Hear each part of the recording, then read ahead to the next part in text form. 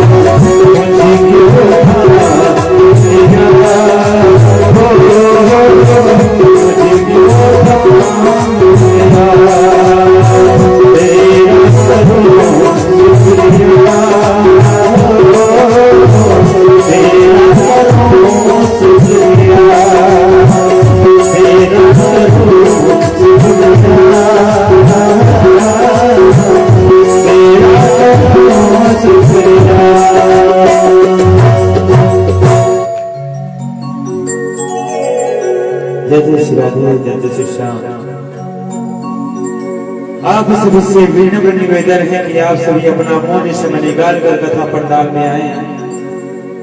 परम पूज्य गुरुदेव जी का आगमन हो चुका है, महाराज श्री मंचासीन हो चुके हैं, आप सभी आए। यजमान महोदय गायब, यजमान बुलावा।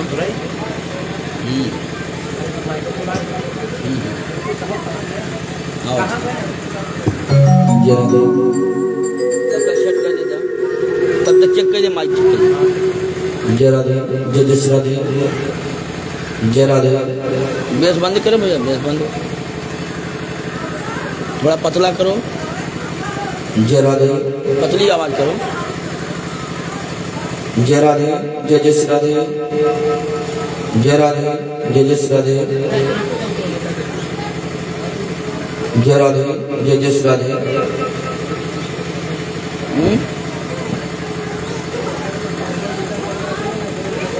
जय राधे, जय श्री राधे, श्री राधे।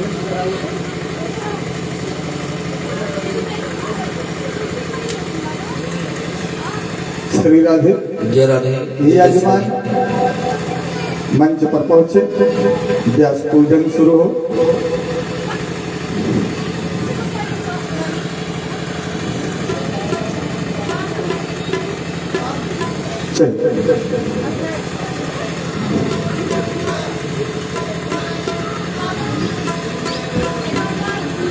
चावल छोड़ने भगवान का पुराण करें। ओम पुराण पुरुषोत्तमाय नमः। नमो देव्यै महादेव्यै शिवायै सदं महात्माभ्युदे भद्राय नियताः प्रदाश्मतां सरस्वत्यै नमः। पुराण पुरुषोत्तमाय नमः। भगवते रुक्मे कृष्णाभ्यां नमः। गन्धद्वारां दुरादर्शां दुष्टां करेष्णे ईश्वरी सर्वभूतानां काम्यो वै श्रीं पुराण पुरुषोत्तमाय नमः। भगवते बालमुकुन्दाय नमः। माला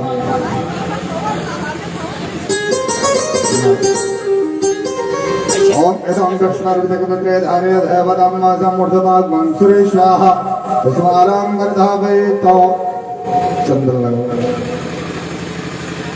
ओम ब्रह्मा विष्णु रुद्रस्य लोकपालादिकेश्वरः रक्षन्तु सर्वगात्राणे ललाटे दलके बुधे ब्रह्मणे नमः। व्यासरूपाय नमः। विष्णवे प्रविष्णवे नमः। पुराण पुरुषोत्तमाय नमः।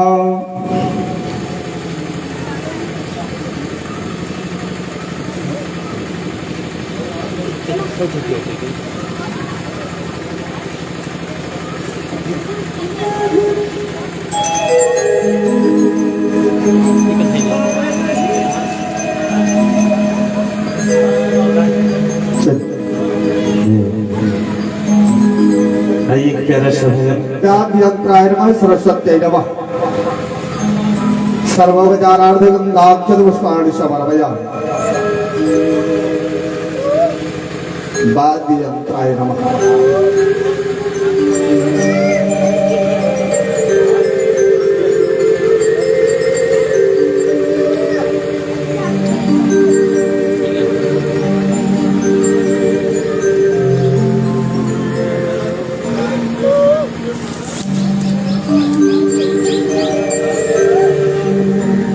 जय जय श्री राधे। जय जय श्री श्री।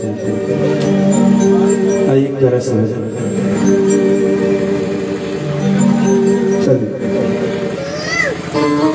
आरंभ का भावे नहीं दिल में मेरे करना आराधना मैं हूँ मलिन मती जानो ना साधिरा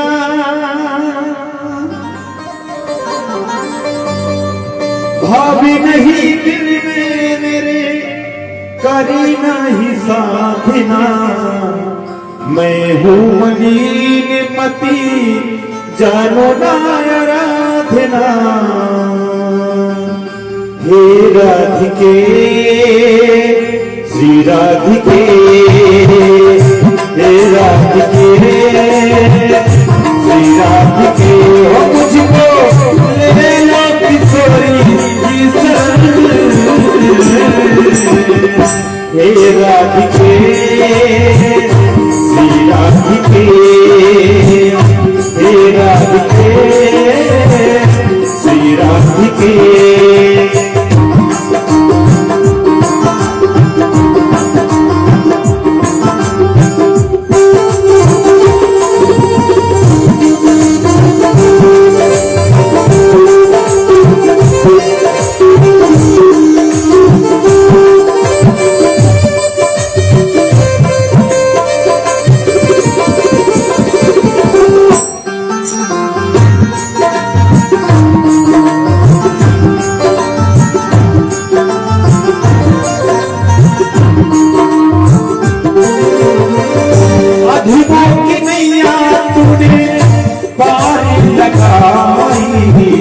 मेरी बारी सामाई की तेरे क्यों लगाए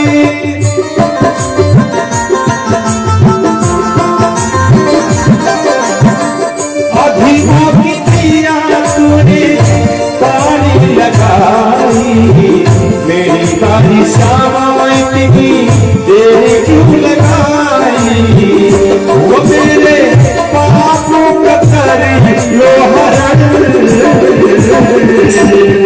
हे राधिके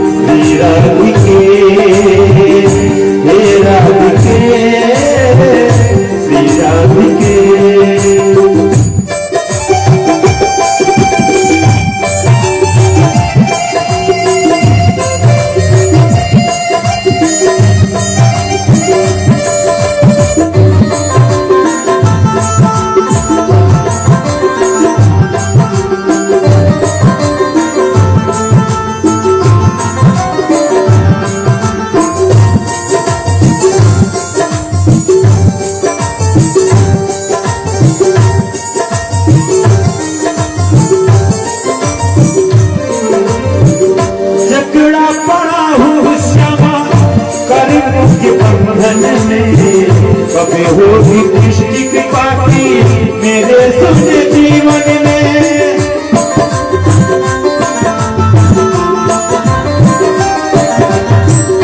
जकड़ा पड़ा हूँ श्यामा गरीबों के बंधन में कभी होगी कृष्ण कृपा की मेरे सुन जीवन में। वो मेरा जीवन तुम्हारे पार पर हे राधिके हे राधिके हे राधिके हे राधिके ओ मुझको ले ले थोड़ी शरण हे राधिके हे राधिके हे राधिके हे राधिके हे राधिके हे राधिके ओ मुझको थोड़ी शरण हे राधिके हे राधिके हे राधिके हे राधिके हे राधिके हे राधिके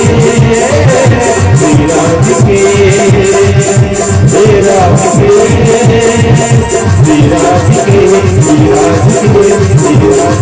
हे राधिके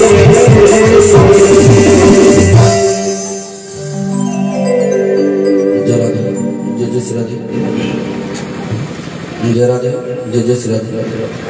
बेस बंद कर दो बच्चा, बेस बंद कर, पूरा बंद कर दो। आवाज़ थोड़ा ट्रिपल पर हाउस करना तब। जय राधे जय जय श्री राधे। बोले वृंदावन बिहारी लाल की जय। भागवत भगवान की जय हो। काशी विश्वनाथ भगवान की जय हो। श्री सुखदेव महाराज की जय हो। अज्ञान तिमिरा घश ज्ञानांजन शलाकया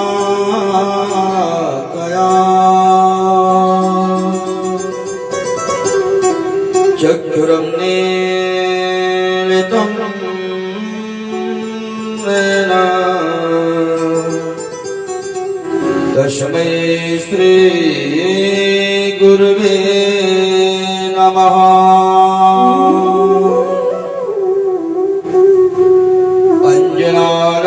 अंजनानन्दनं वीरं जानकी शोकनाशनं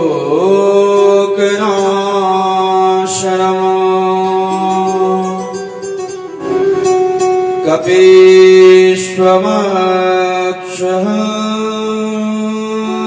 तारम् वन्दे लङ्काभयङ्करम्।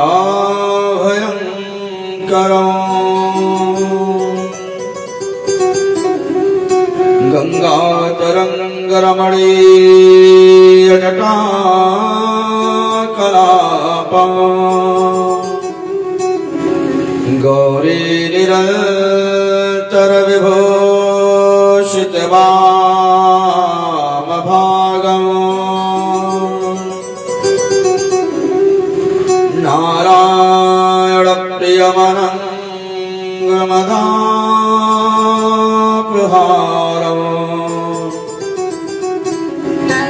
वाराणसीपुरपतिं भज विश्वनाथम्।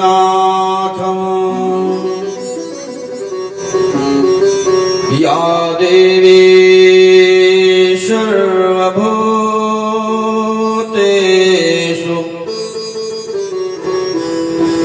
मातृरूपेण संस्थिता नमस्तस्यै नमस्ते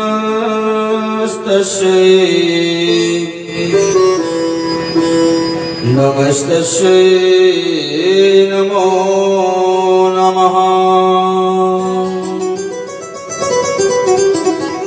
वंशी विभूषितकरान्नवनीर्दाभा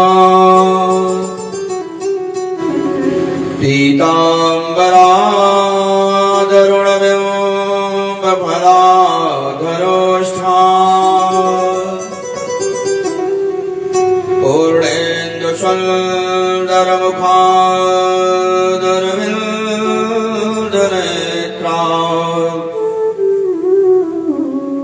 कृष्णात् परं किमपि तत्त्वमहं न जाने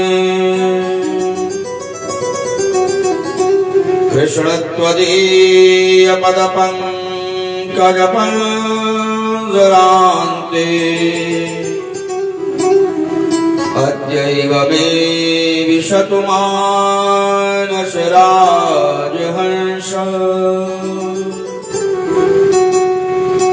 प्राणप्रयाण समये कफवात् पित्रे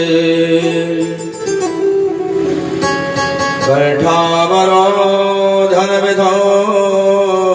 अस्वर्णं कुतस्ते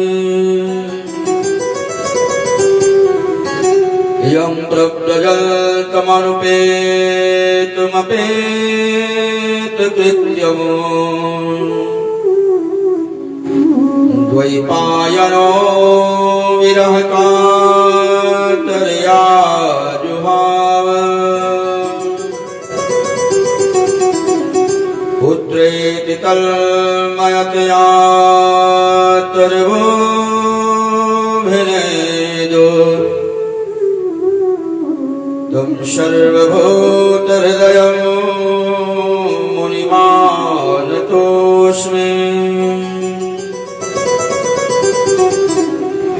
जय जय श्री राधा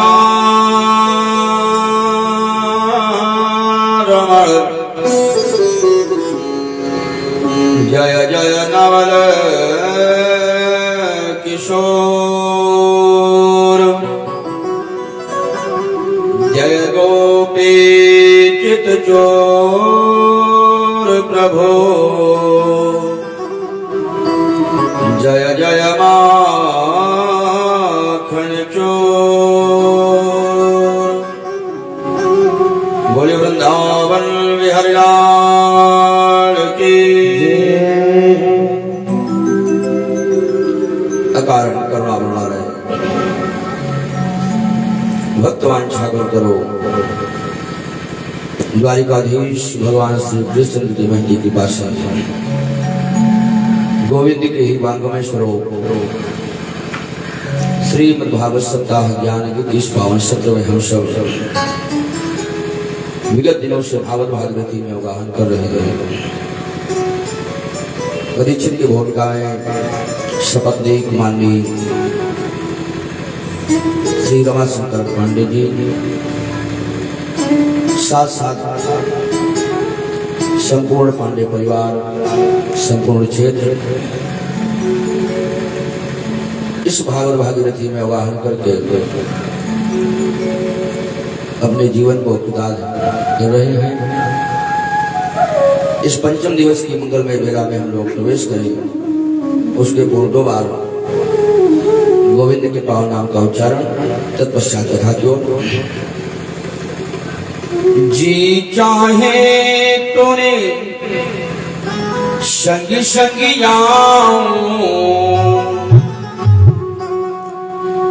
जी चाहे तोरे संग संगी तोरे प्यार से नैन सजाऊं, तोरे प्यार से नैन सजाऊं, तेरी याद में प्रीतम प्यारे तेरी याद में प्रीतम प्यारे, अरे छोड़े सारे काम, सांसों की माला तोरे नाम है, माला तोरे नाम, सांसों की माला तोरे नाम, माला तोरे नाम, सांसों की माला तोरे नाम, माला तोरे नाम, सांसों की माला तोरे नाम, माला तोरे नाम, सांसों की माला तोरे नाम, माला तोरे नाम, सांसों की माला तोरे नाम।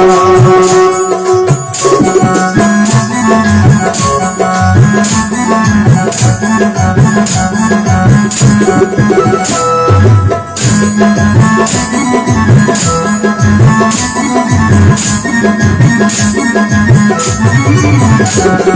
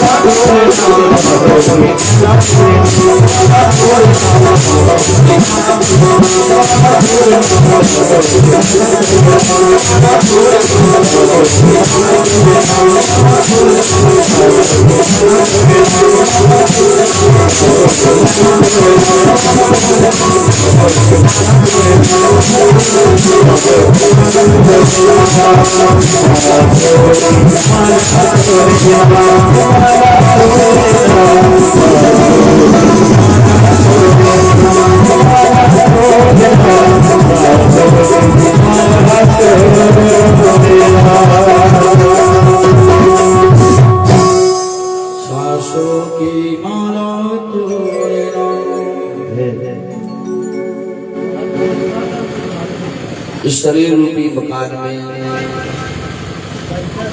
ये जीव श्वासों का किराया दे करके रह रहा है। जैसे हम किसी मकान को किराए पर लेते हैं, जब तक किराया देते हैं तब तक मकान मालिक हमें उस मकान में रहने की अनुमति प्रदान करता है। अब जहाँ किराया देने में टाल मटोल किया तो मालिक कमरे से बाहर कर देता है। वैसे इस शरीर में ये जीव किराया दे करके रह रहा है श्वासों का, और जिस दिन श्वासों की पूंजी समाप्त हो गई उस दिन इस शरीर से बाहर आ। इसलिए महापुरुषों ने कहा कि प्रत्येक श्वास बड़ी अनमोल है। ये पूरी संपत्ति देने के बाद भी एक श्वास पाना बड़ा मुश्किल है। ये श्वासें कहीं व्यर्थ न चली जाए। इन श्वासों को परमात्मा से जोड़ करके रखो, काम करते रहो, नाम रखते रहो। अब कुछ लोग होते हैं जो कहते हैं कि थोड़ा काम से फुर्सत मिल जाए तब नाम लें। तो महापुरुषों ने कहा कि जब तक है जिंदगी फुर्सत न होगी काम से। काम कभी खत्म नहीं होता, काम करने वाला चला जाता है। काम आज तक पूरा नहीं हुआ, कई पीढ़ियां चली गई से। तो महापुरुषों ने यही कहा कि जब तक है जिंदगी फुर्सत न होगी काम से, अब कुछ समय ऐसा निकालो, निकलेगा नहीं, निकालो कुछ समय ऐसा निकालो, प्रेम कर लो राम से। क्योंकि जब तक शरीर में ताकत है तभी साधना हो सकती है। अब जब 90 साल की अवस्था हो गई, आंख से दिखता नहीं, पांव में चलने की सामर्थ्य नहीं है, कान से सुनाई नहीं पड़ता, और तब कोई उस दादाजी के पास कोई जाता है तो दादाजी यही कहते हैं, भैया आप तो कुछ नहीं, अब तो बैठे केवल भजन ही करते हैं भगवान का, अब क्या करोगे? इंद्रियां शिथिल हो गई, शरीर किसी काम का नहीं रह गया, तब भगवान का भजन कर रहे हो। एक बात याद रखना, कुम्हार घड़ा बनाता है और बनाते समय चाक पर ही जो टेढ़ा हो, इधर उधर हो तो उसको सीधा कर सकता है, और हवा में पक जाए तो फिर सीधा करेगा तो फूट जाएगा, सीधा नहीं होगा। वैसे कहा जो भी सत्कर्म हमसे होगा शरीर में ताकत रहेगी, तभी अवस्था चली गई, शरीर जर्जर हो गया तो भगवान कहते हैं जब दुनिया के किसी काम के नहीं रहेंगे तब मेरे पास आए हो तो अब क्या काम करोगे मेरा, क्या भजन करोगे। अब तुम्हारी 80 साल 90 साल की अवस्था हो गई, गांठ पकड़ रही है, आंख से दिखाई नहीं पड़ रहा है। दो लोग पकड़ करके आपको दरवाजे से इस पार सूट पाल लेके आ रहे हैं, जा रहे हैं, तो कितनी देर बैठ करके माला घुमाओगे, कितनी बार नाम लोगे आप। इसलिए महापुरुषों ने कहा कि कुछ समय निकालो कि श्वास की लय में हरि को मिला के, श्वास की लय में हरि को मिला के, अरे काम अपना जहां में बना ले, श्वास की लय में हरि को मिला के। परमात्मा से श्वासों को जोड़ दोगे ना जिस दिन, तो इसमें परमात्मा का स्वार्थ नहीं है, अपना ही काम बन जाएगा, आवागमन के बंधन से मुक्त हो जाएगा। कल हम लोग श्रवण कर रहे थे, वसुदेव जी गोविंद को नंद भवन में पहुंचा दिए। बाबा नंद की अवस्था 60 वर्ष की है। 60 वर्ष की अवस्था में आज नंद बाबा को आज कन्हैया के रूप में छोरा मिला है। नंदस्पात्मज उत्पन्ने जाता आह्लादो महामनः। किसी ने कहा कि नंद को छोरा हुआ, कहा नहीं, नंद को छोरा नहीं हुआ। नंद घर आनंद भयो जय कन्हैया लाल की। नंद के घर बेटा नहीं हुआ है, कहा नंद के घर आनंद ही आ गया है कि जो आनंद सिंधु सुख राशि असी करते त्रैलोक सुपासी। एक बूंद से जो पूरे जगत को आनंद प्रदान कर रहा है, वही आनंद का सागर ही आज बेटा बन करके आ गया है।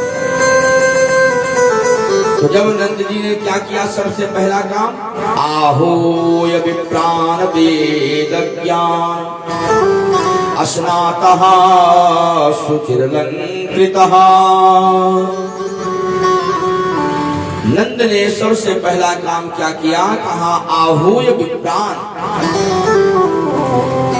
वैदिक ब्राह्मणों को बुलाया और वेद मंत्र का उच्चारण हो रहा है, वैदिक कार्य हो रहे हैं। देखिए, जब संतानें पैदा हो तो क्या करना चाहिए, ये संकेत यहाँ मिल रहा है। तो नंद बाबा क्या कर रहे हैं, कहा वैदिक ब्राह्मणों को बुला करके वेद मंत्र का उच्चारण हो रहा है। नंद बाबा आज दान दे रहे हैं ब्राह्मणों को, ब्राह्मण वेद मंत्र का उच्चारण कर रहे हैं। क्योंकि बालक के जन्म के समय ही नहीं, जब बालक गर्भ में होता है उस समय भी कहा उसके ऊपर संस्कार पड़ते हैं। उदाहरण में इसी श्रीमद् भागवत में आप देखिए, प्रहलाद जी कयाधु के गर्भ में थे, नारद जी के सानिध्य में कयाधु कुछ समय रही और परिणाम क्या हुआ, हिरण्यकश्यप के पुत्र होने के बावजूद भी प्रहलाद जी भगवान के भक्त बन गए, संत का सानिध्य मिला। उत्तरा के गर्भ में कहा, उत्तरा के पति अभिमन्यु अपनी मां के गर्भ में उन्होंने 6 फाटक तोड़ने की कला उन्होंने सीखी चक्रव्यूह में। तो जब गर्भ में संतान संस्कार पा सकती है तो पैदा होने के बाद जो संस्कार दिए जाएंगे क्यों उसके जीवन में नहीं आएंगे। तो इसलिए कहा जब कोई संतान पैदा हो तो उस समय धार्मिक कार्य करना चाहिए। अब आजकल लोग क्या करते हैं, कहा अगर राइफल बंदूक रखे हैं, बेटा पैदा हुआ तो पहले तो फायर करते हैं जिसके पास बंदूक है। और नहीं है तो पहले से खरीद करके रखे रहते हैं, दीपावली वाला वो दागते हैं। तो परिणाम क्या होता है, कहा जब वो बालक बड़ा होता है तो वो भी बगल में लगा के चलता है। हाँ? गर्मी का महीना है तो थम्सअप कोका कोला की बोतल चलाते हो, और जब बड़ा हो जाता है तो मसाला वाली बोतल पकड़ता है। तब घर वाले कहते हैं तो नालायक निकल गया। अब ये नहीं देखते हैं कि इसके जन्म के समय हमने संस्कार जो दिए हैं वही तो संस्कार सीखेगा। तो इसलिए आज नंद बाबा क्या करते हैं, आहो विप्रान, वैदिक ब्राह्मणों को बुला करके आज मांगल श्लोक का पाठ चल रहा है, वेद मंत्रों का उच्चारण कर रहे हैं वैदिक ब्राह्मण। और नंद बाबा आह्लादो महामनः, आज नंद बाबा दिल खोल करके दान कर रहे हैं। नंदो महामनस्तेभ्यो वाशो वलंकार गोधरम। जिसको देख रहे हैं किसी को वस्त्र दे रहे हैं, किसी को आभूषण दे रहे हैं, किसी को गाय दान कर रहे हैं। जो जैसा याचक है, जितने भी याचक आ रहे हैं उनको अयाचक करके भेज रहे हैं नंद बाबा। अब नंद बाबा के महल के हर दरवाजे पर दान दिया जा रहा है। दान लेने वाले जा रहे हैं गठरी बांध करके, एक दूसरे से मुलाकात हुई, पूछ रहे हैं भैया क्या मिले। वो कहता भैया इस गठरी में हमारे जितना भी देख रहे हो सारे सामान चांदी के बर्तन है। दूसरा कहता है तुम चांदी के बर्तन लेके आए हो, मुझको देखो मैं सोने के बर्तन लेके आया हूँ। अरे भैया ये कहाँ मिल रहे थे, कहा नंबर 2 वाले गेट पे। चांदी फेंक दिया। अब सोना वाला आगे बढ़ा तो उसको दूसरा मिल गया। भैया तूने क्या लिया, कहा सोने की आभूषण है। तूने कहा हमने तो हीरे जवाहरात के लिए है, तो उसने सोने की गठरी फेंक दी, हीरे जवाहरात। श्री सुखदेव जी कहते हैं कि परीक्षित ऐसे लग रहा है कि जैसे आज अपने प्रभु का दर्शन करने के लिए भगवती लक्ष्मी आज उस गोकुल की गलियों में ताता थैया करके नृत्य कर रही हो।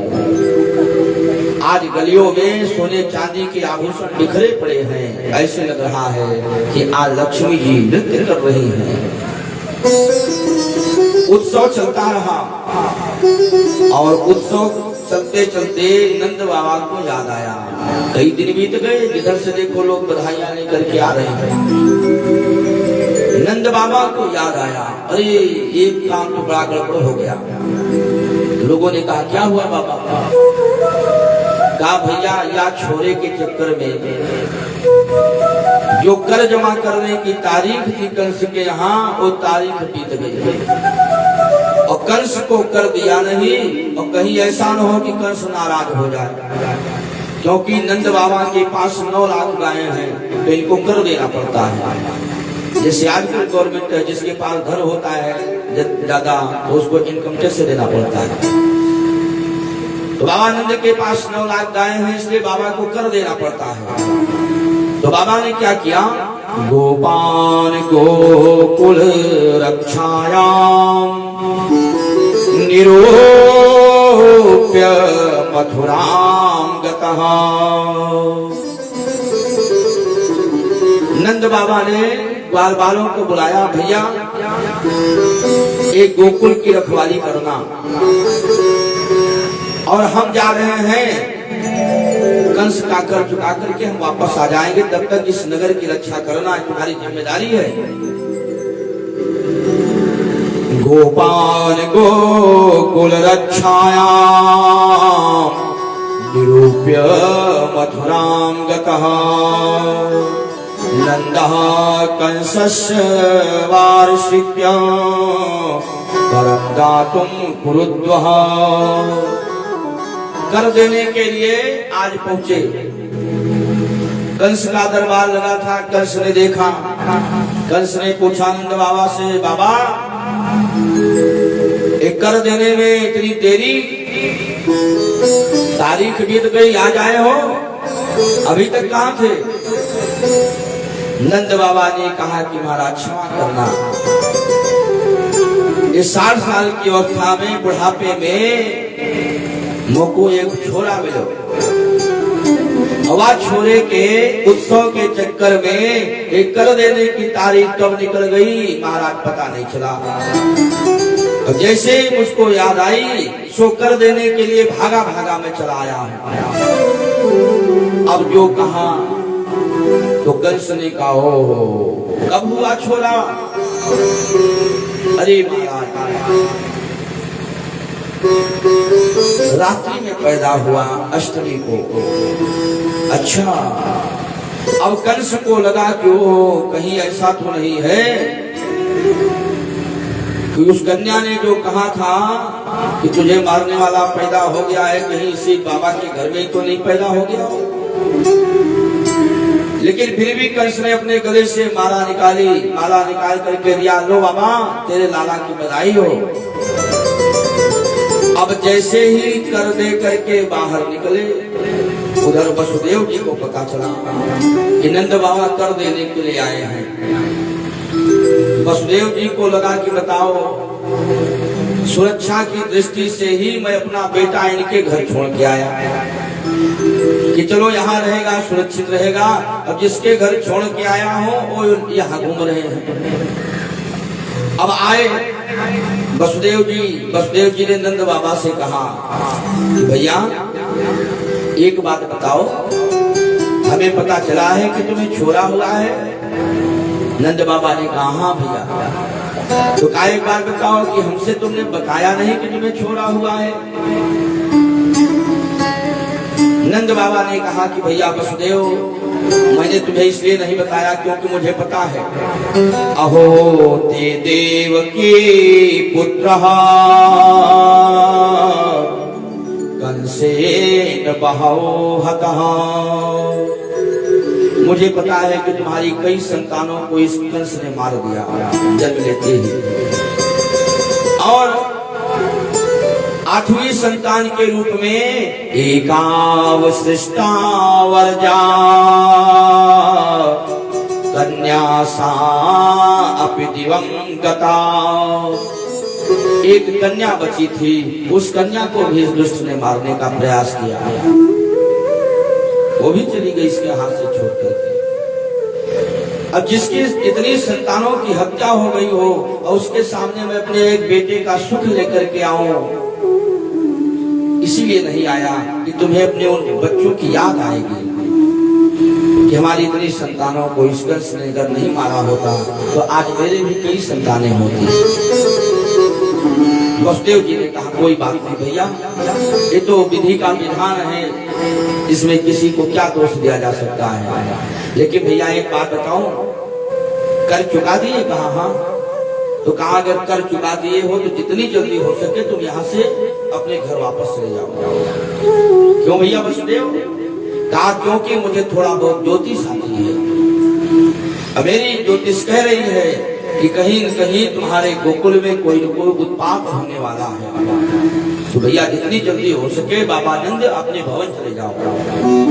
अब नंद बाबा विचार करते हुए वहां से निकले और रास्ते भर हनुमान जी से, हे बजरंग बली, हे हनुमान जी हमारे लाला की रक्षा करियो। और रास्ते भर प्रार्थना करते जा रहे हैं। लेकिन कहा इनके पहुंचने के पहले ही कहा मौसी जी आ गई। कंस ने तुरंत ही बुलाया पूतना को,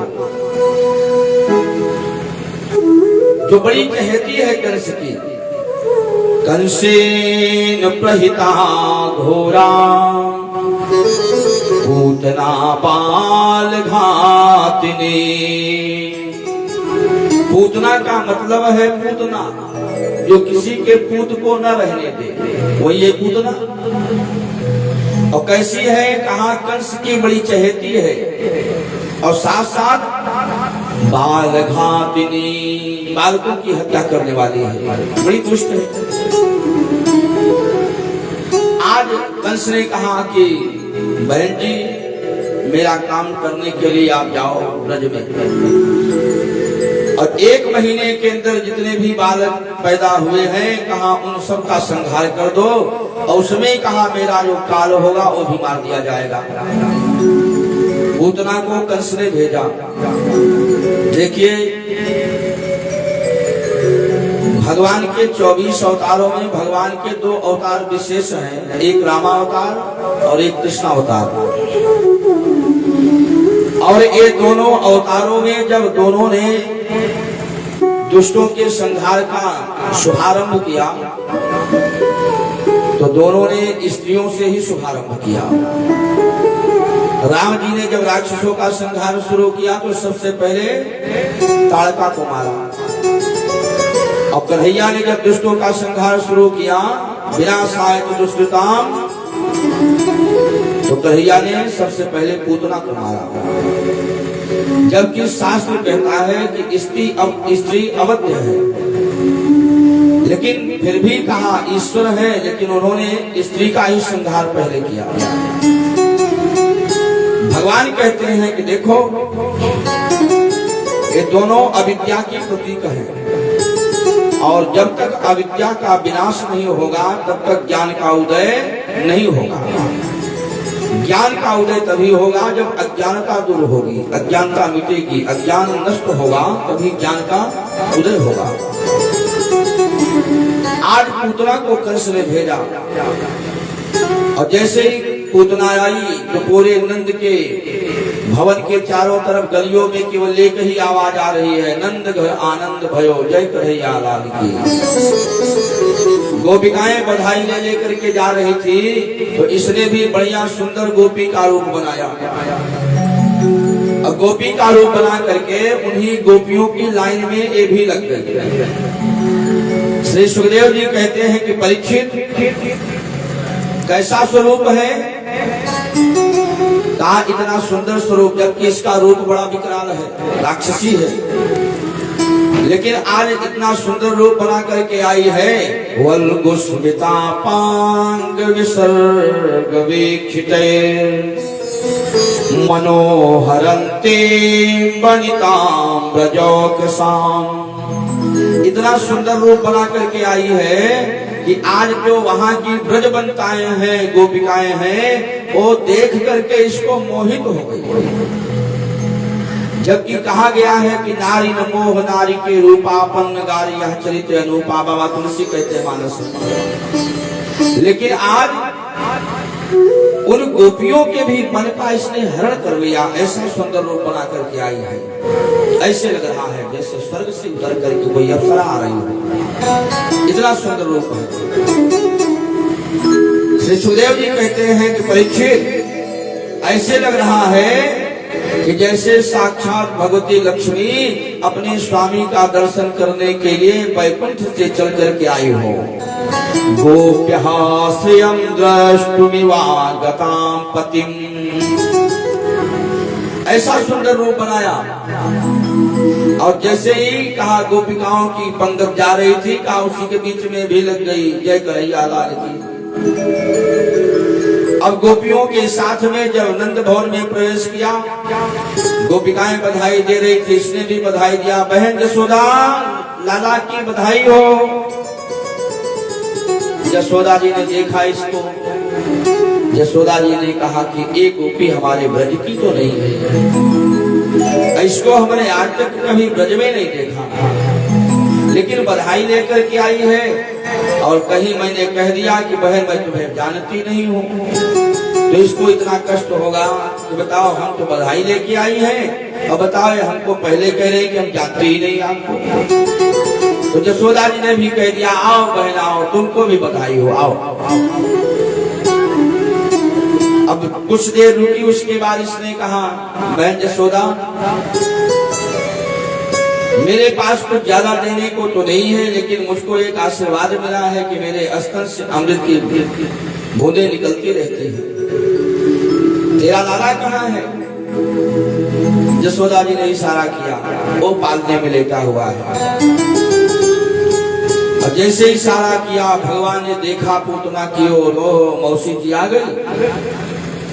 दूर से ही देखा जब आते हुए तो भगवान ने कहा बताओ, मैं ब्रज में इसीलिए आया था कि बढ़िया माखन मिश्री खाऊंगा, और माखन मिश्री से तो भेंट भई नहीं। और मौसी जी कालकूट विष लगा करके प्राण लेने के लिए पहले ही पहुंच गई। तो भगवान ने क्या किया, विबोध्यतां बालक मारिका ग्रहम, ये बालकों को मारने वाली ग्रह है। कभी कभी आपने देखा होगा छोटे बच्चे जब पैदा होते हैं ना, तो सूतिका गृह में ही कहा पूतना का प्रवेश हो जाता है, तो उस बालक के अंदर एक कमी हो जाती है। क्या कहा, रोता बहुत है, रोता रहता है। और जो रोना उसका बंद नहीं होता, वही कहते इसको लगता है पूतना ने पकड़ लिया।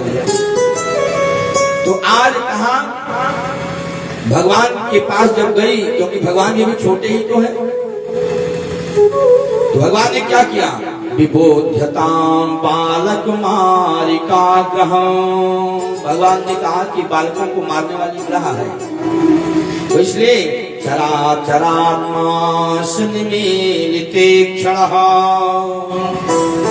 भगवान ने जैसे ही पूतना को अपनी ओर आते हुए देखा तो भगवान ने आंखें बंद कर लिया।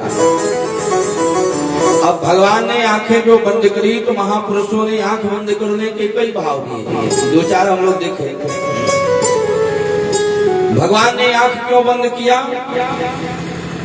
भगवान जानते हैं कि इसका जो असली रूप है ये नहीं है, ये राक्षसी है, और ये मायावी रूप बना करके मेरे सामने आ रही है, और मैं हूं मायापति। और मायापति के सामने माया चलने वाली नहीं है, और कहीं मेरी दृष्टि इसके ऊपर पड़ गई और इसका असली रूप अगर प्रकट हो गया तो जितना ब्रजवासी हैं, जो बधाई ले लेकर के भी आ रहे हैं, उत्सव मना रहे हैं, ये सब भाग जाएंगे, सारा माहौल खराब हो जाएगा, मैया डर जाएगी। तो इसलिए भगवान ने आंख बंद कर लिया कि एक कालकूट विष लगा करके आई है, और कहीं अगर भगवान ने इस कालकूट विष का पान कर लिया तो इस सृष्टि का क्या होगा। तो सारी सृष्टि भयभीत है, क्योंकि सारी सृष्टि तो परमात्मा में समाहित है। और कहीं कालकूट विष का पान मेरे गोविंद ने कर लिया तो सारी सृष्टि का क्या होगा हम सबका। तो सारी सृष्टि जो भयभीत है, तो मानो गोविंद आंख बंद करके पूरे सृष्टि को सावधान कर रहे, चिंता मत करो, घबराओ मत, घबराने की बात नहीं है। या भगवान ने इसलिए आंख बंद कर लिया, मानो आंख बंद करके भगवान भोलेनाथ को याद कर रहे हैं कि बाबा विष पीने के तो तुम माहिर हो, एक काम करो, ये जो कालकूट विष लगा करके आई है इसका विष आप पी लो, दूध मैं पी लूं।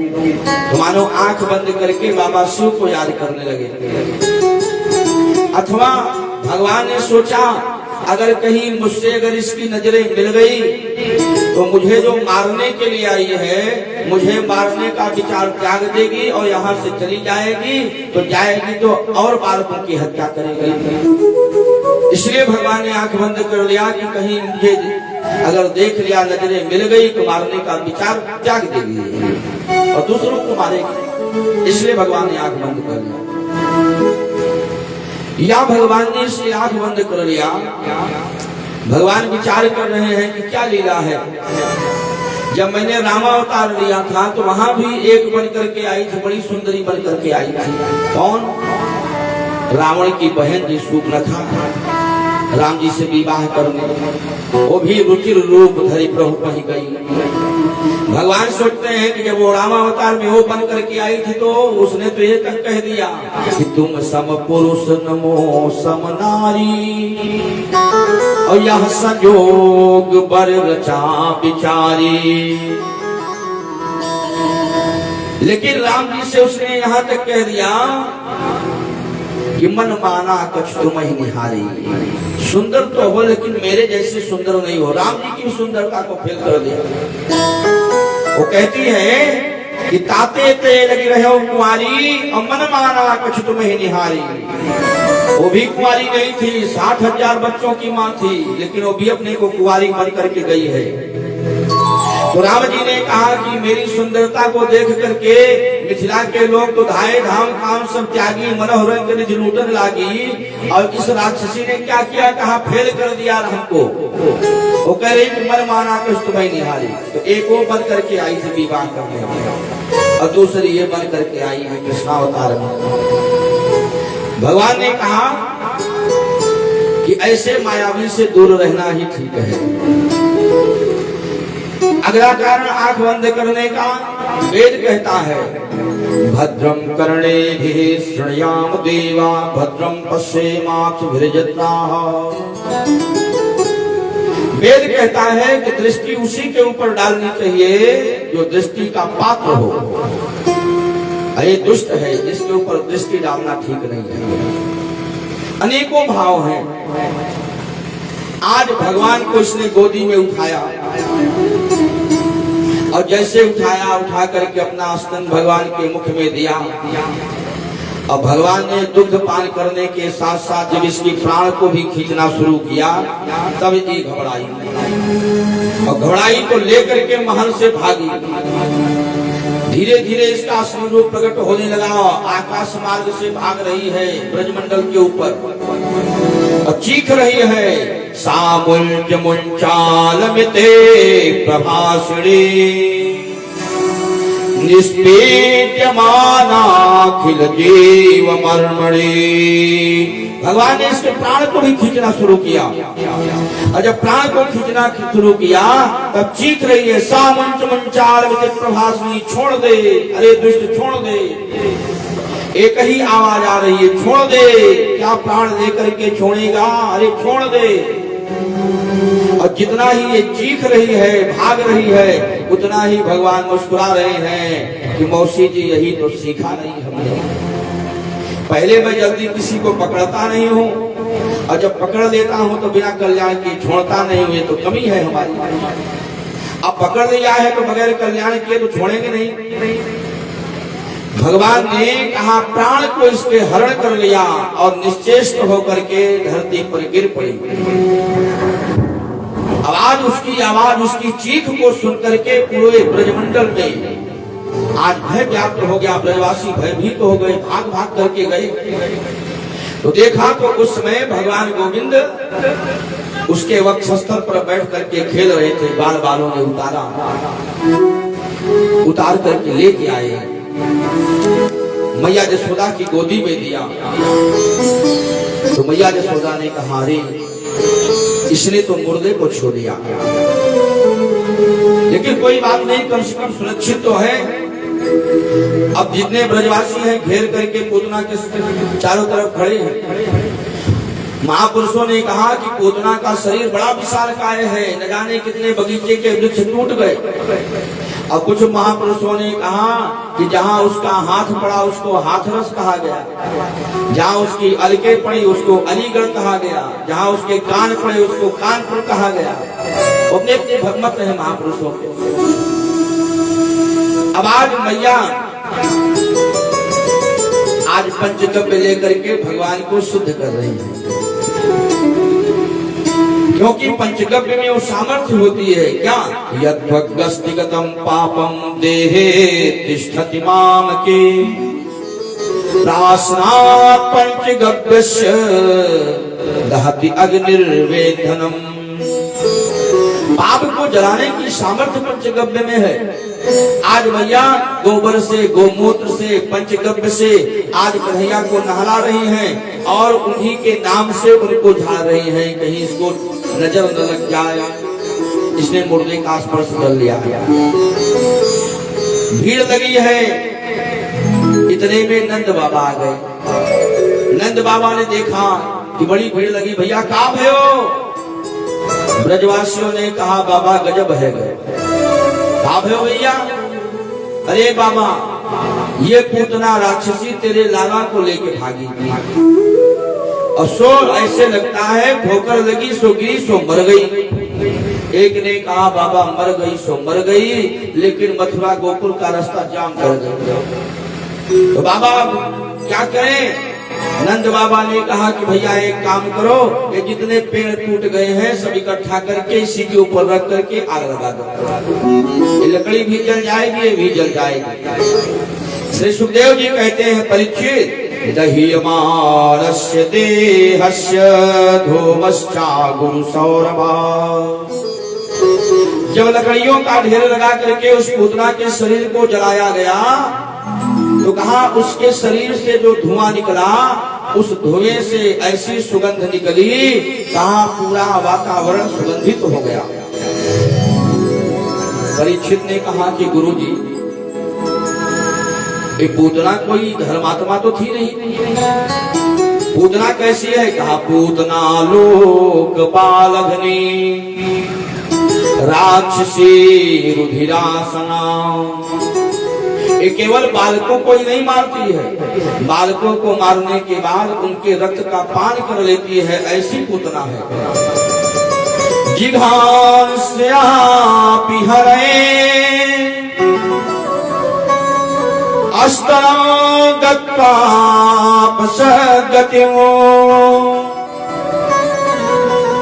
परीक्षित को संदेह हो गया कि जो पूतना बालकनी है, बालकों का रक्त पीने वाली है, ऐसे पूतना के शरीर से तो दुर्गंध निकलना चाहिए, सुगंध क्यों निकली? गुरुदेव, उसने ऐसा कौन सा नेक काम किया है?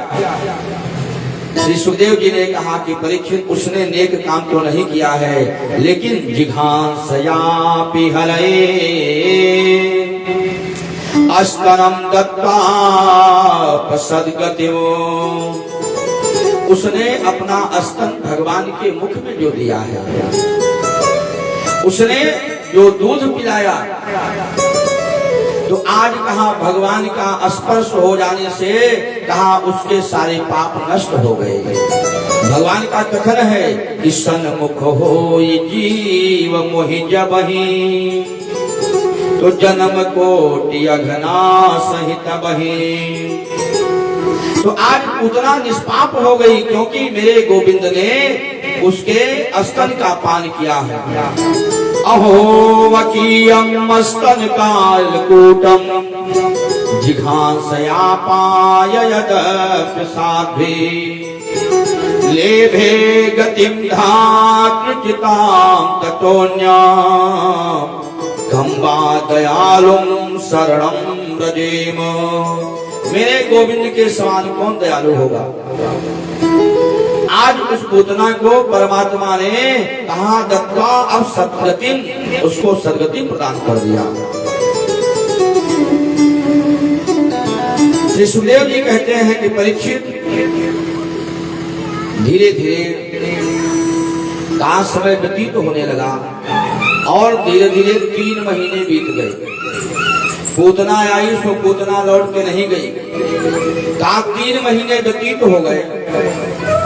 अब एक दिन मैया ने देखा कि लाला इधर से उधर करवड़ बदल रहा है, और जब भगवान को करवड़ बदलते देखा तो मैया ने बड़ा प्यारा उत्सव किया, गोपिकाओं को बुलाया, गोपिकाएं आकर के नृत्य गान करने लगी। इतने में मैया को याद आया, अरे लाला तो अभी अभी सोया है, कि इसकी नींद न खराब हो जाए। मैया ने पालना उठाया और पालना लेकर के गई, ले जाकर के बाहर बैलगाड़ी खड़ी थी, उसी में टांग दिया। अब जैसे ही बैलगाड़ी में टांगा, इधर गाना बजाना हो रहा है। अब जब भगवान की आंख खुली, जब भगवान के कानों में आवाज पड़ी, अरे ये गीत कहाँ गाए जा रहे हैं? और जब भगवान ने ध्यान लगाया, कहो गीत मेरे घर में गाए जा रहे हैं और मेरे लिए गाए जा रहे हैं, और जिसके लिए गीत गाए जा रहे हैं वो बैलगाड़ी में टंगा हुआ है। देखिए बैलगाड़ी है, उस बैलगाड़ी में बैल नहीं है, केवल गाड़ी है। उस बैलगाड़ी के ऊपर मटके रखे हुए हैं, नीचे भगवान पालने में झूल रहे हैं। और उसी समय शक्तासुर दैत्य आया, जो पूर्व जन्म में पांडु देश का राजा सहस्त्राक्ष था। दुर्वासा के श्राप के कारण कहा वो आज असुर बना हुआ है, जिसका शरीर नहीं है। यहाँ पर श्री सुखदेव जी कहते हैं कि परीक्षित, जो मटके बैलगाड़ी के ऊपर है, भगवान नीचे हैं। अरे बैलगाड़ी कैसी है? कहा इस बैलगाड़ी में लगते हैं बैल 2, बैलगाड़ी में 2 बैल लगते हैं। और बैल किसका प्रतीक है? कहा बैल प्रतीक है धर्म का। बाबा शिव इसीलिए वृषभध्वज है ना, नंदी को हमेशा पकड़ करके रखते हैं, नंदी को ही सवारी करते हैं बाबा भोलेनाथ। क्यों? क्योंकि बाबा भोलेनाथ धर्म के विषय में सबसे भली भांत अच्छी तरीके से जानते हैं। इसलिए कहा धर्म ही जिनका वाहन है, धर्म ही जो उनको वाहन करता है। तो कहा कि जो बैल लगता है, कहा 2 बैल लगते हैं बैलगाड़ी में जो धर्म के प्रतीक है। इस मानव जीवन की जो बैलगाड़ी है, इसमें भी कहा 2 बैल है, कहा 2 पक्ष है, एक व्यवहार का है और एक परमार्थ का। 2 धर्म है, जैसे बैलगाड़ी में 2 बैल है, वैसे यहाँ भी 2। एक व्यवहारिक धर्म है और एक पारमार्थिक धर्म है, और जीवन उसी का सार्थक है। कहा जिसके दोनों धर्म सही बखूबी निभे। राम रावण की लड़ाई है रामचरितमानस में, और जब रावण धराशायी हुआ तो राम जी से उसने यही कहा कि ये राम रावण की लड़ाई नहीं थी, ये राम रावण के चरित्र की लड़ाई थी। और आज मैं परास्त हूँ और आज आपकी विजय हो गई, जबकि मैं अपने लंका में था, मेरे पास इतनी बड़ी सेना थी, सारे मेरे पास सारे सामान सुसज्जित थे और आपके पास कुछ नहीं था, लेकिन उसके बावजूद भी आप जीत गए, मैं हार गया। जानते हो क्यों? क्योंकि आपके 2 पक्ष दोनों मजबूत, व्यवहारिक और पारमार्थिक। व्यवहारिक पक्ष आपका कहा अपने माता पिता के आदेश का पालन करने के लिए आपने वन की यात्रा की। आपने अपने भाई भरत के लिए अयोध्या जैसे साम्राज्य को आपने छोड़ दिया। किसके साथ कैसा व्यवहार करना चाहिए आपने वो व्यवहार किया। व्यवहारिक पक्ष आपका मजबूत था। दूसरी तरफ परमार्थ का पक्ष, आप परमात्मा हो, जगन नियंता हो, लेकिन इसके बावजूद भी आपने परमार्थ को बखूबी निभाया। आपने रामेश्वरम में भगवान शिव का पूजन किया, परमार्थ का पक्ष भी मजबूत रहा। और मेरा ना तो मेरा व्यवहार का पक्ष मजबूत रहा और ना मेरा परमार्थ का पक्ष मजबूत रहा। जो भी मेरे बड़े बुजुर्ग जो भी मेरे हित की बात किए, कहा उसको या तो मैंने डांट करके भगा दिया या विभीषण जैसे को लात मार करके भगा दिया। आपने अपने भाई के लिए राज्य छोड़ दिया और मेरे हित की बात किया मेरे भाई विभीषण ने, तो मैंने लात मार करके राज्य से निकाल दिया, नाना को हटा दिया दरबार से। तो मेरा व्यवहार का भी पक्ष अच्छा नहीं रहा। और परमार्थ की कहा मैं शिव का पुजारी हूँ, आप भी शिव के पुजारी हो। लोग बहुत करते हैं, फल फूल चढ़ाते हैं, दूध दही चढ़ाते हैं, गंगा जल चढ़ाते हैं, लेकिन मैंने अपने शीश को काट काट करके चढ़ाया, लेकिन उसके बावजूद भी मेरा परमार्थ का पक्ष कमजोर रह गया। जानते हो क्यों? क्योंकि शिव के 11 रुद्र हैं, 11 रुद्र हैं भगवान शिव, और मैंने 10 रुद्रों की पूजा 10 शीश काट करके किया अनेकों बार, लेकिन 11वें रुद्र की मैंने पूजा नहीं किया, क्योंकि 11वें रुद्र में बंदर के रूप में थे और मैं बंदर मनुष्य को कुछ नहीं समझता। और इसीलिए कहा उसी बंदर के रूप में हनुमान बन करके शंकर जी आए, मेरी लंका को जला करके राख कर दिया।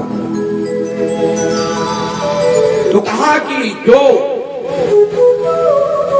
धर्मनिरपेक्ष है वो भगवान को पसंद नहीं है। भगवान ने कहा है बैलगाड़ी है, इसमें स्थिति क्या है? कहा भगवान नीचे लटक रहे हैं और बैलगाड़ी के ऊपर मटके रखे हैं, मतलब गृहस्थी ऊपर और भगवान नीचे। भगवान कहते हैं, और उसमें भी कहा जो जीवन रूपी बैलगाड़ी है उसमें कहा गृहस्थी ऊपर है, भगवान नीचे है, और उसमें जो धर्म रूपी बैल जो होते हैं व्यवहार के और परमार्थ के, कहा वो बैल भी नहीं लगे हुए हैं। इसमें कहा धर्मनिरपेक्ष है, जहां मर्जी हो वहां जाए। भगवान कहते हैं कि जिसका जीवन इस तरीके से है, जिसमें ना व्यवहार का पक्ष सही है, जिसमें परमार्थ का पक्ष है और जिसमें गृहस्थ जीवन को महत्व दिया गया, कहा गृहस्थी के काम को विशेष महत्व दिया गया और भगवान को नीचे रखा गया, तो उसकी स्थिति क्या होगी? कहा उस स्थिति में तो सत्तासुर ही आएगा और उस गृहस्थ जीवन को टूटना है। आज ऐसी स्थिति में भगवान ने क्या किया? कहा सत्तासुर आया। भगवान ने कहा कि हमको नीचे किया गया है और गृहस्थी के सामान को ऊपर रखा गया है। गृहस्थ ये वस्तुओं को ज्यादा महत्व दिया गया, गृहस्थ कार्य को महत्व ज्यादा दिया गया, मेरा महत्व नहीं दिया गया।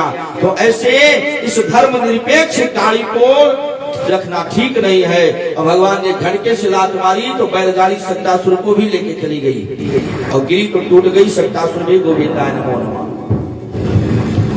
अब जैसे ही बैलगाड़ी टूटी, जो गीत हो रहे थे घर के अंदर, मैया भागी, सब ढोल ताशा सब बंद हो गया। भागी, का भयो का भयो का भयो। और जो देखा तो कन्हैया पालने में रो रहे हैं और बैलगाड़ी के परखच्चे उड़ गए। छोटे छोटे ग्वाल बाल वहां खड़े थे। मैया ने पूछा, भैया लाला का भयो, ये बैलगाड़ी कैसे टूट गई? अब जो छोटे छोटे बालक थे उन्होंने देखा था। बाल बालों ने कहा, मैया मैं बताऊं? यशोदा जी ने कहा, हाँ बता लाला का भयो? मैया ये तेरा लाला रो रहा था। इसको जब रोता हुआ हमने देखा तो हमने सोचा ले जाके मैया की गोदी में दे दूं। मैया हम लोग इसके पास पहुंचने ही वाले थे, तो तेरे लाला ने गुस्से में एक लात मारी बैलगाड़ी में। तो बैलगाड़ी मैया ऊंचे गई और नीचे गिरी तो धम्म से टूट गई। अब भगवान तो अतुलित बल वाले हैं, उनके बल की सराहना कौन कर सकता है। लेकिन मैया को भरोसा नहीं हुआ।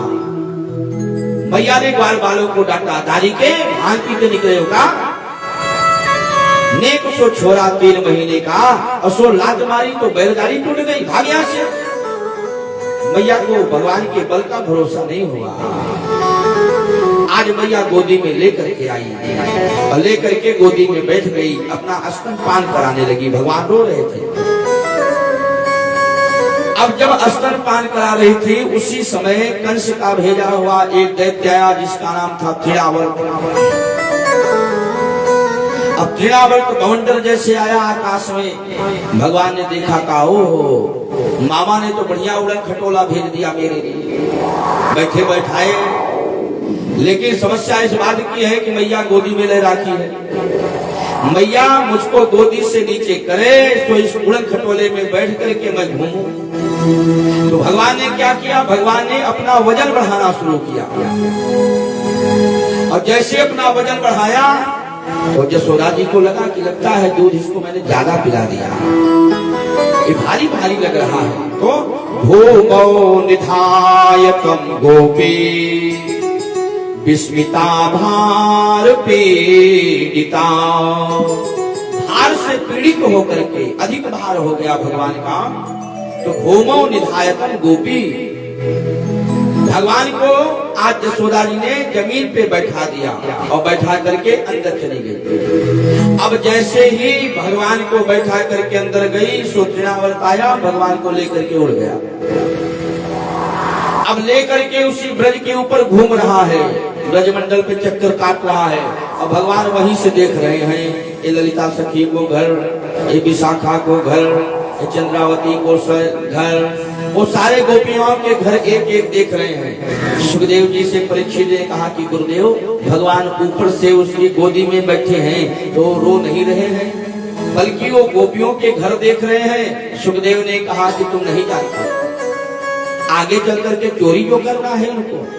हाँ, और चोर कुशल वही है जो पहले से सारे रास्तों की जानकारी रखे, जो पहले से ही अपना आकाश मंडल से देख रहे हैं कि चोरी करना है तो भागना किधर से है। सारे गोपिकाओं के घर देख रहे हैं। और जब तक ब्रज में घूमता रहा तृणावर्त, तब तक तो भगवान थे उसके गोदी में। और जैसे ही वो लेकर के मथुरा की ओर भागना चाहा, वैसे ही कहा भगवान ने कहा, अरे ये तो एक ब्रज से वहां ले जाना चाहता है। तो भगवान ने कस करके उसका गला पकड़ा और अपना वजन बढ़ाया। और जब वजन बढ़ाया तो तृणावर्त को लगा कि रे कहीं हमने झटके में, कहीं नंद बाबा के भवन से, आंगन से कहीं कोई पत्थर तो नहीं उठा लिया। भगवान ने मुस्कुराते हुए देखा, काले मूर्ख, अरे मेरे भक्त पत्थर में मेरा दर्शन करते हैं और एक ऐसा है कि मुझमें पत्थर का दर्शन कर रहा है। भगवान ले आए और ला करके उसी ब्रज में कहा, ब्रज के किसी पत्थर के ऊपर ही ला करके पटक दिया और तृणावर्त भी गोविंदाय नमो नमः हो गया। सुखदेव जी कहते हैं कि परीक्षित धीरे धीरे कंस दैत्य भेजता रहा और भगवान ठिकाने लगाते रहे। आज धीरे धीरे 1 साल के हो गए कन्हैया। तो एक दिन अपने गुरु से वसुदेव जी ने कहा गर्गाचार्य जी से कि गुरुदेव एक बार आप चले जाओ गोकुल में, हमने नंद भवन में अपने बालकों को रखा है, तो कम से कम एक बार देख लो कि कैसे है वो। अब जो गर्गाचार्य जी आए, गर्गाचार्य जी को जब नंद बाबा ने देखा तो प्रणाम किया, ले गए बैठाए। महाराज अहो भाग्य, क्यों?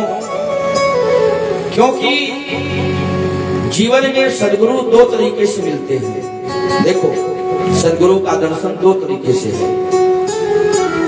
जब कभी आप चल करके अपने घर से अपने गुरु का, संत का दर्शन करने के लिए जब आप जाते हो, तो ये क्या है, कहा ये आपका पुण्य उदय हुआ तब आप गए। जब पुण्य उदय होता है तब हम चल करके अपने गुरुदेव भगवान का, किसी संत महापुरुष का दर्शन करने के लिए जाते हैं, तो हमारा पुण्य उदय हुआ तब। और यदि कोई संत महापुरुष गुरुदेव भगवान अचानक या किसी समय आपके घर पर चल करके स्वयं आ जाए, तो ये मत सोचना कि आपका पुण्य उदय हुआ, नहीं, ये समझना कि ये भगवान की कृपा है। अगर गुरुदेव भगवान चल करके आए तो कहा कि कोई संत का आगमन हो जाए तो समझ लेना कि ये हरि की कृपा है, हमारा पुण्य नहीं है, ये भगवान की विशेष कृपा है। विभीषण ने हनुमान जी से यही कहा ना कि अब मोहि भरोस हनुमंता, अब बिनु हरि कृपा मिले नहीं संता। आप जैसा संत अगर लंका में चल करके आया है तो इसका मतलब है कि प्रभु की कृपा है, मेरा पुण्य नहीं है। अरे मैं इतने दिन से साधना कर रहा हूँ, आज तक तो कोई संत महात्मा लंका में नहीं आया। मैं किसी का दर्शन नहीं कर पाया, लेकिन आज भगवान की विशेष कृपा हो गई। जो आप मिल गए और जिसको संत मिल गए उसको भगवान मिल गए। तो आज गर्गाचार्य जी आए तो नंद बाबा बड़े प्रसन्न हुए, बड़ी कृपा हुई। अब नंद बाबा को ने बैठाया। नंद बाबा ने कहा कि महाराज आपसे हम कुछ कहना चाहते हैं। बोलो बाबा, क्या बात है? नंद बाबा ने कहा कि महाराज मेरे नेक सो छोरा है, और यह छोरा जब से पैदा हुआ है बाबा तब से आकी साथी चल रही है। कभी पूतना आई, कभी सक्तासुर आया, कभी तृणावर्त आया, और बाबा हमको तो लग रहा है कहा इसके ग्रह नक्षत्र कछु ठीक ना लगे। बाबा थोड़ा तुम इसके भाग्य को देखो और भाग्य को देख करके बताओ किसके किस्मत में क्या लिखा है। जब से पैदा हुआ है तब से समस्या बढ़ रही है। गर्गाचार्य जी ने कहा नाम बताओ। अभी बता रहा हूँ कि क्या है, जो नाम बताओ कि नाम क्या है तुम्हारे छोरे का।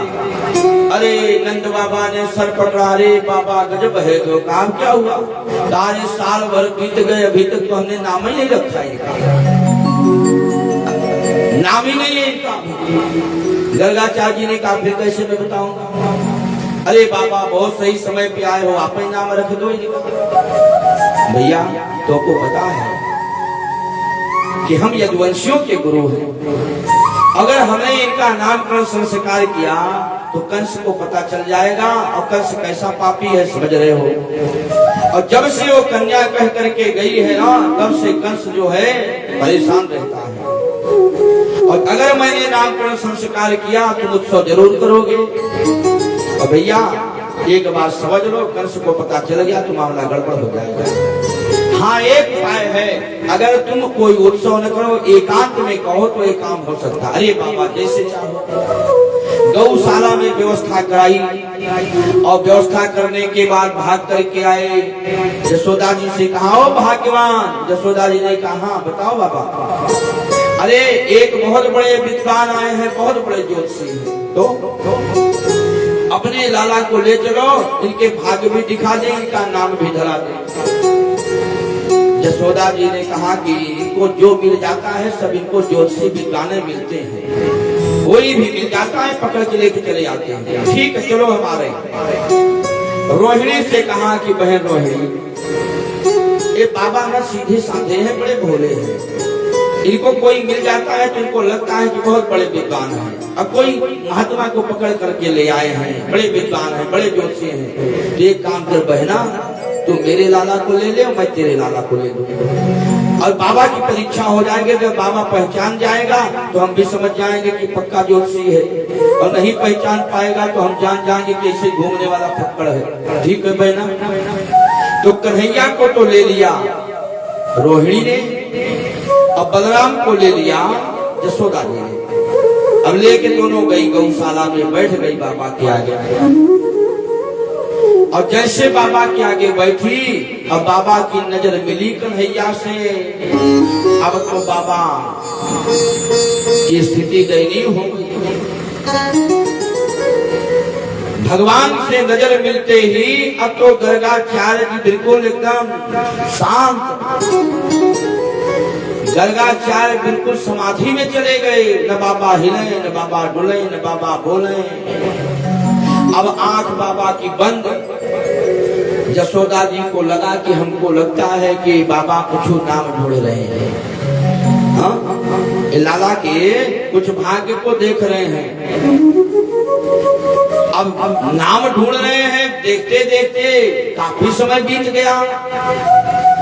अब जो काफी समय बीत गया तो रोहिणी ने कान में यशोदा जी से कहा कि बहना, मोको तो लगे कि बाबा की सांसों नहीं चल रही है। ए बाबा न हिले, न बाबा डुले, न कुछ बोले। तो बहना तो हमें तो लग रहा है कि बाबा की सांसों नहीं चल रही है। यशोदा जी ने कहा, हे भगवान, ये कलंक मोको ही लगवे को थे। ये बाबा को कहीं नहीं मिला मरने को, मेरी गौशाला मिली थी, हाँ? यहीं आके मरे। बाबा नहीं हिल रहे हैं, बाबा डुल रहे हैं।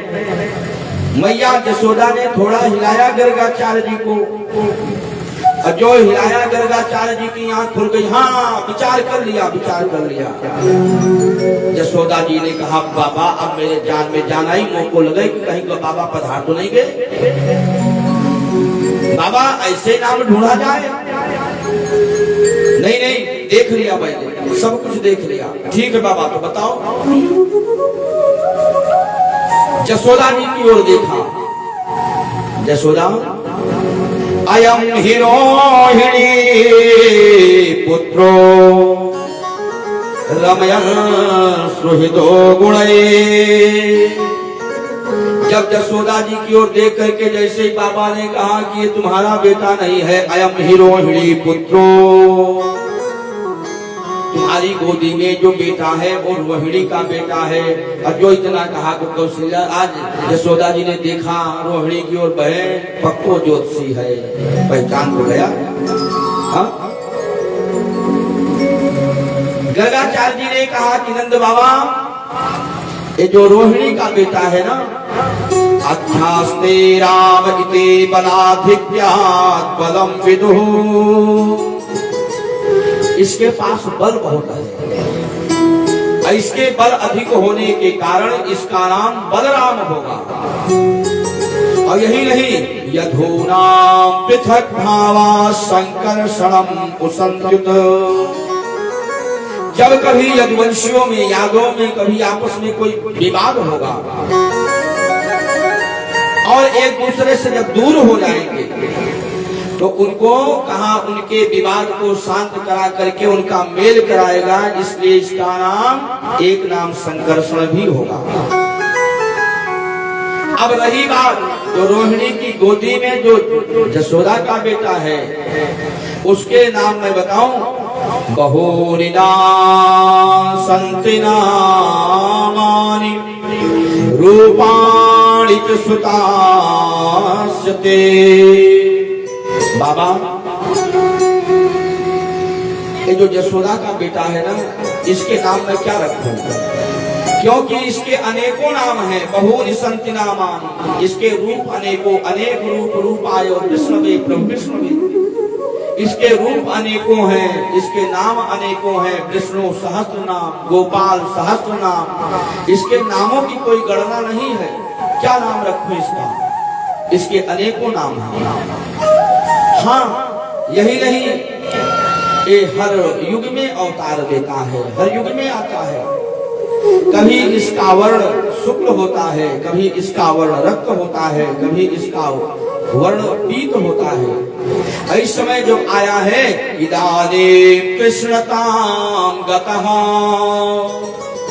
इसका जो वर्ण है वो कृष्ण है, सांवला है, इसलिए इसका नाम कृष्ण होगा।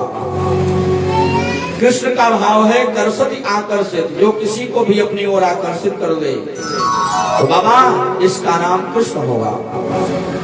अब जो नाम रख दिया, तो यशोदा जी ने कहा कि बाबा एक बात और बताओ, नाम तो आपने रख दिया लेकिन नाम टेढ़ा रख दिया। अब हम पढ़ी लिखी नहीं है, अब ये नाम मैं कह नहीं पाऊंगी, अब मैं तो एक को कनुआ कहूंगी, एक को बलुआ कहूंगी। गर्गाचार्य जी ने कहा जो मर्जी आए सो कहो, इसका नाम बलराम है, इसका नाम कृष्ण है। यशोदा जी ने कहा कि बाबा एक बात और बता दो। कहा क्या? कहा इतना बता दो कि आगे जब बड़ा हो जाएगा तो आगे चल करके क्या करेगा ये? हाँ? बड़ा होगा तो आगे क्या करेगा? गर्गाचार्य जी ने कहा कि आगे जब बड़ा हो जाएगा तो चोरी करेगा, ये चोर होगा। यशोदा जी ने कहा चोर? हाँ, अरे चोर ही नहीं, ये चोरों का सरदार होगा। अरे बाबा चोरी करेगा? हाँ, तो भगवान चोर है, लेकिन भगवान चोर है तो केवल भगवान माखन नहीं चुराते, भगवान ने गोपियों के वस्त्र का ही हरण नहीं किया। ब्रजे प्रसिद्धम नवनीत चोरम गोपांगनानां चतुकूल चौरम अनेक जन्मार्जित पाप चौरम चौराग्रगण्यं पुरुषं नमामि। भगवान अपने भक्तों के कई जन्मों के पाप भी चुरा लेते हैं, तो आगे चल करके चोरों का सरदार होगा। यशोदा जी ने कहा कि बाबा एक तो इसका रंग काला काला कलूटा, दूसरे मुझको ये डर लगा था हमेशा कि काला कलूटा है, इसका आगे पता नहीं शादी विवाह होगा कि नहीं होगा। भाई काले कलूटे के साथ बिटिया कौन चाहेगा? तो बाबा हमने भी सोच लिया था चलो कोई बात नहीं, सावल तो है, कोई न कोई तो लड़की मिल जाएगी। लेकिन कहा अब लड़की तो मिल जाती, लेकिन आपने जो बता दिया है चोर होगा, चोरों का सरदार। अब चोर को कौन बिटिया ब्याहेगा? दो गड़बड़ी हो गई, एक तो काला कलूटा, दूसरे कहा चोर। अब बाबा हमको एक ही चिंता खाए जा रही है कि आगे इसका विवाह उवाह होगा कि ऐसे रह जाएगा। गर्गाचार्य जी ने कहा कि यशोदा जी शादी की तो बातें मत करो। कहा इसकी शादी तो होगी 16,108। अब जो कहा 16,108, यशोदा जी ने कहा कि बाबा मजाक कर रहे हो? कहा नहीं सही कह रहा हूं, इसके विवाह लिखे हैं 16,108 शादी होगी। अरे जो इतना कहा तो यशोदा भैया ने कहा बाबा गजब है, इसके सारे काम सब अद्भुत ही अद्भुत हैं। श्री सुखदेव जी कहते हैं कि तारेण ब्रजतल्पेन गोकुले राम केशवे। धीरे धीरे समय व्यतीत हो गया और अब धीरे धीरे भगवान जब 1 वर्ष से भी अधिक हो गए तो अब दोनों भाइयों का मैया श्रृंगार करती हैं। और जब श्रृंगार करके दोनों भाइयों को और जब ब्रज की गलियों में छोड़ती हैं तो सूरदास जी ने बड़ा प्यारा वर्णन किया है, 2 लाइन कि आज जब गोविंद दाऊ भैया के साथ में जब चलते हैं ब्रज की गलियों में, मां ने श्रृंगार कर रखा है,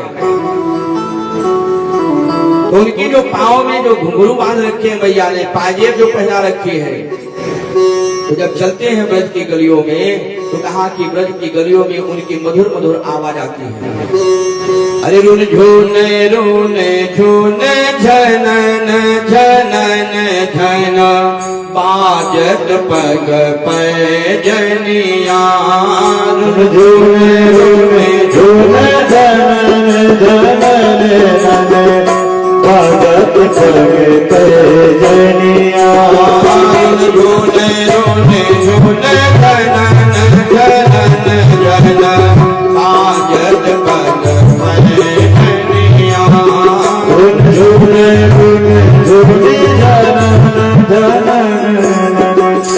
बाजत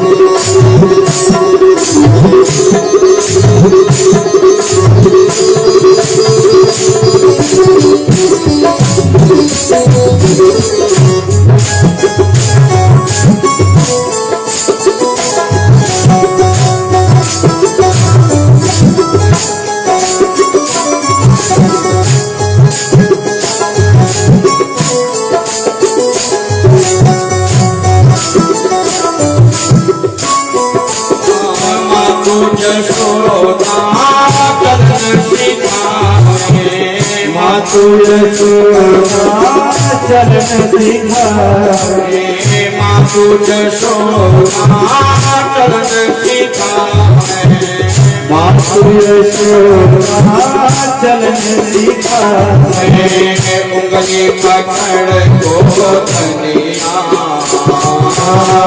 उंगली पकड़ को धनिया, रुन रुन रुन रुन धनन धनन बाजत पग में दुनिया, रुन झूले झूले झूले धनन धनन बाजत पग